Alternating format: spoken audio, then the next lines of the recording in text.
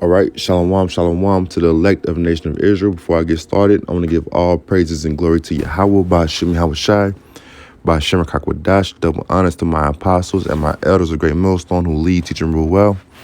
Love and honor to my fellow occupant, pushing the word in truth, faith, and sincerity across the four corners. Shalom, peace, and blessings to the sincere listeners who listen and subscribe to the men and doctrine of great millstone. It's a brother Edified GMS Land Church coming with another lesson. It's going to be entitled "The Retail Apocalypse Continued," because we're really over the weekend. I saw an article about Lord and Taylor, which is the oldest U.S. department store filing for bankruptcy. But then it's today, August 3rd, 2020, the year of prophecy. And I had went up to, I had Googled to search to find an article on Lord and Taylor. Then I found some other stores went bankrupt as well. So I'm just going to cover a few of it just to give a update and things that, you know, beginning with the apostles and elders that we're speaking on for years. You know, it's just a continuation of the same, because this is, a sign of the times, man. It's a sign of the times that we're in. But this is from NPR. It says Lord and Taylor. I'm not going to read all of it either. Just going to read, pick from it. I have a couple articles pulled up. It says Lord and Taylor, oldest U.S. department store, files for bankruptcy. This article was from yesterday, August 2nd, 2020, year prophecy. It says Lord and Taylor, the oldest U.S. department store chain, has joined the cascade of retailers tumbling into bankruptcy during the coronavirus pandemic, in which the vast majority of these retail stores, they were already in trouble before this. This was just the nail in the coffin, so to speak, for a lot of these stores and restaurants. Continuing on, it says Sunday's filing comes less than a year after Lord and Taylor was acquired by an online clothing rental startup called Le Tote. So this is funny, man. Less than a year after Lord and Taylor, which is the U.S. the oldest department store, less than a year after they were acquired from a startup, Le Tote, they're going bankrupt. It says Lord and Taylor had struggled to revive its relevance with shoppers for years. Last year, San Francisco Le Tote bought it for $100 million from Canada's Hudson Bay Company, taking over its 38 locations and hoping to propel their vulnerable department store toward new, younger shoppers. But the pandemic has wreaked havoc on brick and mortar retailers, combing. I don't know if it's supposed to be combing or combining, but combing with particular ruthlessness through flagging apparel stores as people spent months holed up at home. Clothing sales collapse. Companies including the parent of Ann & Taylor Loft, J. Crew, Neiman Marcus, J.C. Penney, Brooks Brothers, and New York & Company were among those turning to bankruptcy proceedings as a way to restructure and survive. Now both Lord and Taylor and Le Tote joined the list. See?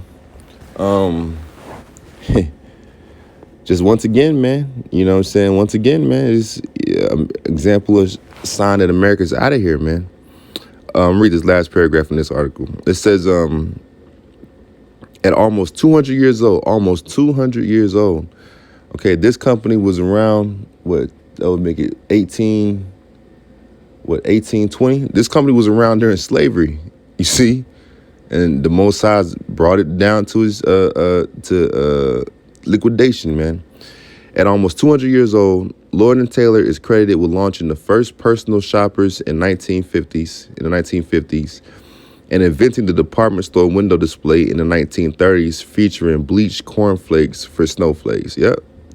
Out of here. All that for naught. All that to go away. So like I said, I had searched for Lord and Taylor's to find that an article on there, which I did find.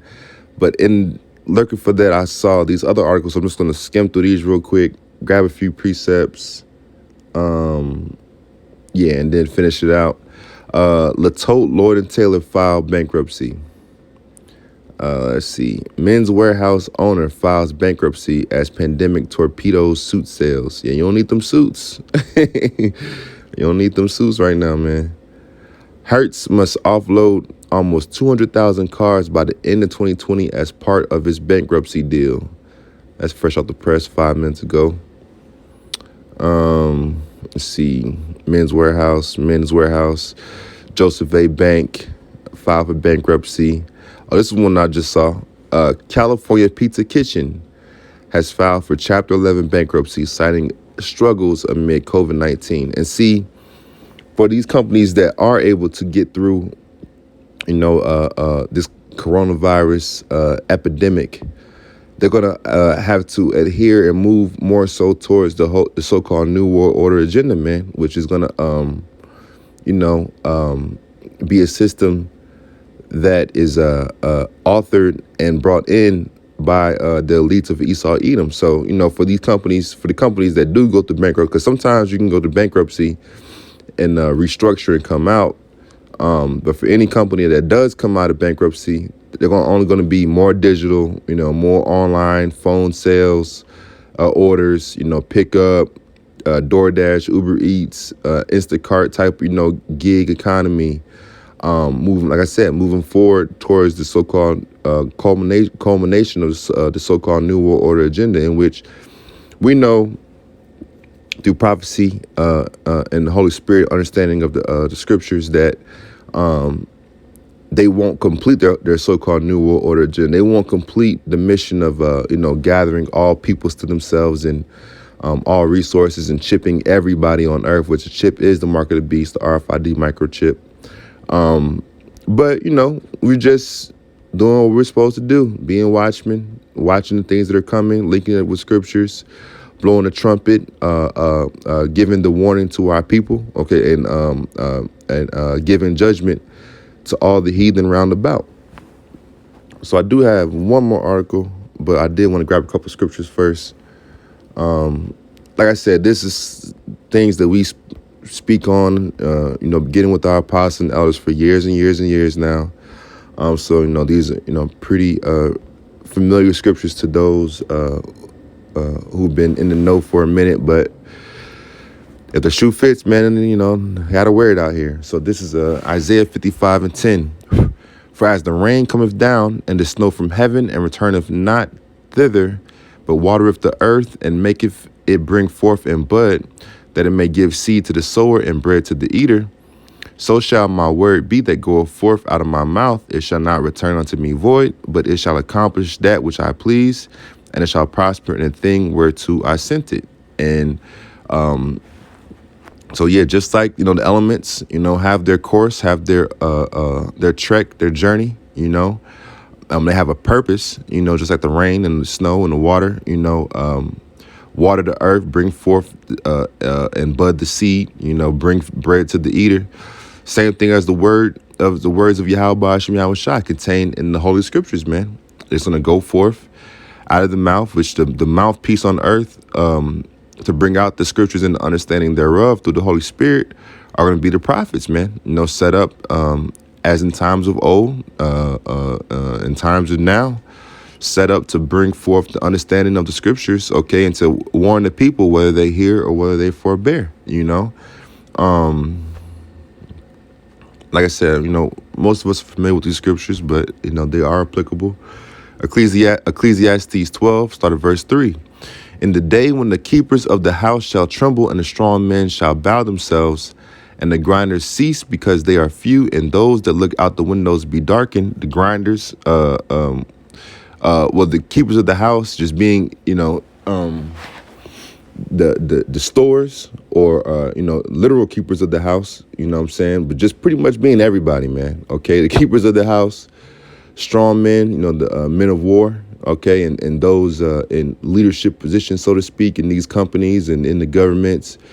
And the grinders cease, the grinders being the workers, man. The workforce, labor force. The grinders cease because they are few, and those that look out of the windows be darkened to go into the foreseers, the prognosticators, whether they be spiritual or economic, because there is no the further that you look out, even if you look at the national debt, how it's been growing and growing and growing for decades now, but primarily the last 10, 15, 20 years, the last 2, 3, 4 years, 5 years, it's getting to where it's more and more obvious that there is no hope for this place, man. Okay. Verse 4, and the doors shall be shut in the streets when the sound of the grinding is low, and he shall rise up at the voice of the bird, and all the daughters of music shall be brought low. Going into what? Also the entertainment, and that's what I wanted to get. The daughters of music, literally music, but also going into just entertainers and entertainment as a whole, because even going to the strong men too, which that could be like apply a lot of these athletes as well, not just mighty men and men of war, but even the entertainment is brought low, in which, going along with the retail apocalypse, as I had just saw this morning as well, with the stores, including Lord and Taylor's and all those other stores that closed down. Here it is. You have Dwayne "The Rock" Johnson, who just bought, and along with some investors, bought the XFL, which is the Extreme Football League, which was started by Vince McMahon for $15 million, man. In which that's dirt cheap, man, compared to the investments that Vince McMahon, so-called, claimed to put into it. Real quick, this is from ESPN.com. It says Dwayne "The Rock" Johnson investor group agreed to buy XFL for $15 million. A group including actor and former WWE star Dwayne "The Rock" Johnson has agreed to purchase the XFL for approximately $15 million, according to a news release issued Monday morning. The XFL declared Chapter 11 bankruptcy April 13th and has been seeking a buyer for the past 3 months, marketing itself as a made-for-TV product that could transition as early as 2021 to a bubble concept during the coronavirus pandemic. But I want to jump down to this point in this paragraph. The league has twice shuttered after one season, first in 2001, then earlier this year as a result of the pandemic, and there hasn't been a long-term alternative football league since the AFL forced a merger with the NFL in 1970. But owner Vince McMahon had been a determined aspirant, investing $200 million in the league's second incarnation, one that promised to reimagine the game. Its 18 suspended play after 5 weeks, and the league laid off most of its workforce April 10th. So this guy claims, you never know, claims to spent $200 million on this football league, and Dwayne "The Rock" Johnson comes and scoops it up for $15 million, man. You see what I'm saying? That go into, once again, the continuation of the retail apocalypse. It's like, hold on one second. Hey, what's up? Okay. All right. All right. I'll be on in a minute. All right.